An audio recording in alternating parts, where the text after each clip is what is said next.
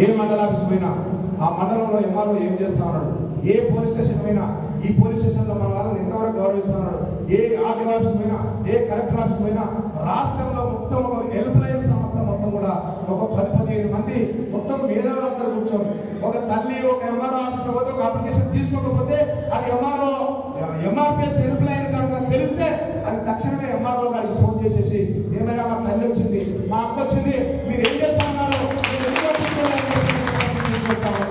అట్లాంటి help line కూడా ఖచ్చితంగా అతి తొందరలో ఏర్పాటు చేస్తా ఉన్నాం.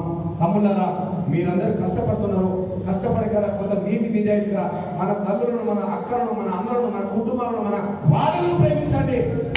ఎవరిని ప్రేమించదు నీ వాళ్ళను నీ అమ్మను నీ అక్కను నీ చెల్లెను నీ కుటుంబాన్ని నీ మాదిగను ప్రేమించు.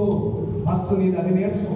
ఎవడో రెడ్డి వచ్చిందని ఎవడో భూసాలు వచ్చిందని ఎవడో సంగనగరికి పోవాల్సిన అవసరం లేదు. నా అన్న నా అక్క మేమందరం ఒకటని చెప్పేసి అటువంటి పరిస్థితి తీసుకురావాలి. ఇప్పుడు ఉంటారు వేదికబడుతున్నారు కానీ మీ మధ్యలో ఉన్నారు కానీ ఒకరికొకరు పడే పరిస్థితి కొంతమందికి లేదు. అరే మన మధ్యలో ఏముంటుందా, ఎందుకు కొట్లాడా, మనం అందరం కలిసి ఒకటే స్థానంలో పనిచేస్తాం. ఈయన ముఖం ఇటు పెడతాడు, ఈయన ముఖం ఇటు పెడతాడు. ఈయన ముఖం ఒకటే సంఘంలో పనిచేస్తున్నప్పుడు ఆ సంఘంలో మీరు ఎందుకు చేశారంటే ఎంత అద్భుతం ఒకసారి మీరు ఆలోచించాలి. ఎంత అద్భుతం ఒకసారి ఆలోచించాలి. ఎంత పెద్ద నిబంధనలు మీరు అక్కడికి వచ్చారో ఒకసారి ఆలోచించండి. అయినా మనకు జూలై 7 తారీఖు ఇవాళ 19 తారీఖు ఎంత తేడా జూలై